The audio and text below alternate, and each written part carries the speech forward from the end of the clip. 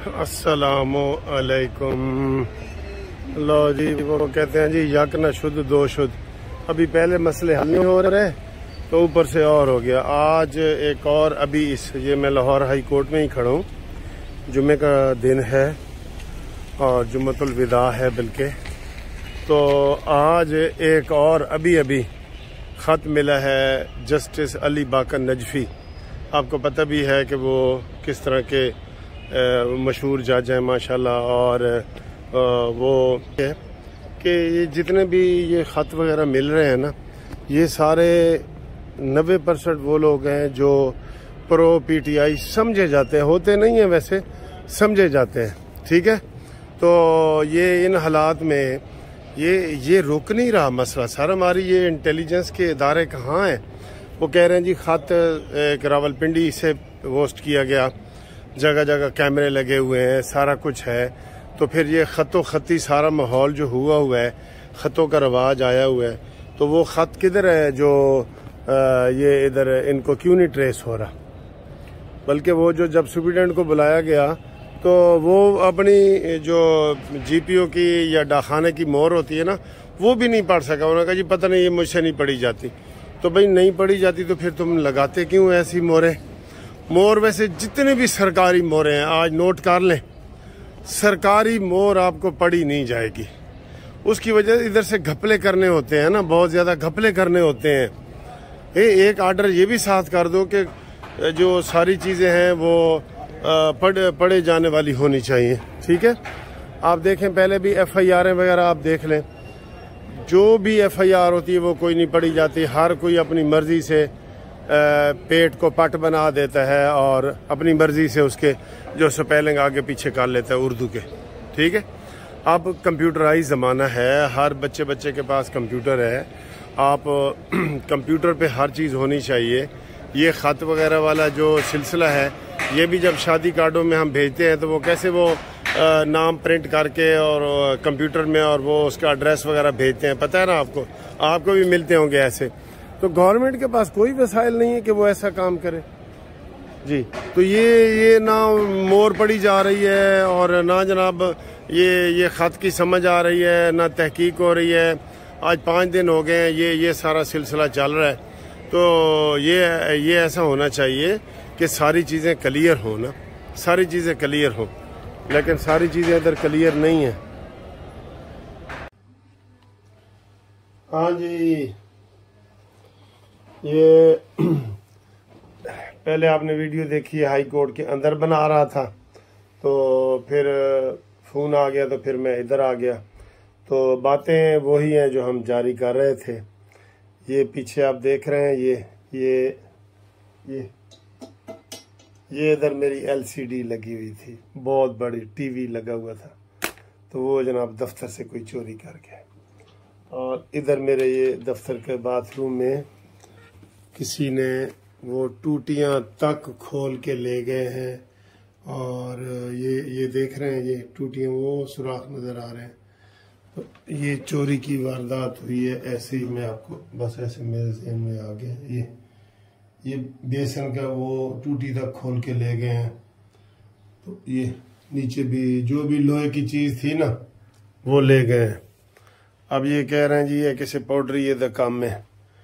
तो चलें, ये चोरियां तो मामूल की हैं। ये हो गई है हमारी LCD चोरी हो गई है, तो कोई बात नहीं। अच्छा जी, बात मैं वो कर रहा था इसकी हाई कोर्ट की। तो इनके पास कोई वसाइल नहीं है, ना अपनी ये स्टैंप मोहर पढ़ सकते हैं, ना कोई क्या है। गवर्नमेंट की कोई मोहर ले आओ, मैं आपको इनाम दूंगा, वो पढ़ी नहीं जाएगी, नहीं पढ़ी जाएगी। ये इसी तरीके से डांग टपाओ सारा माहौल है, हमारे पेपरों में गलतियां होती हैं, सारा कुछ होता है। तो ये सिस्टम ही इनका ठीक नहीं है। ये अभी मैं इधर हाई कोर्ट आया हूँ ना, मुझे ये इतला आई है, ये मेरा केस, ये आपको नजर आ रहा है ना, ये केस नंबर 733/2014। ये उल्टा मैं आपको दिखा रहा हूँ। तो इस तरीके से भी आपने देखना है तो देख लें। ये 2014 का ये केस है जी, 2014 का। ये नजर आ रहा है आपको? ये ठीक है, तो ये कितने हो गए, इसको कितना अर्सा हो गया, 10 साल के बाद ये पहली दफा केस लगेगा। 10 साल में कच्ची पेशी भी नहीं लगी।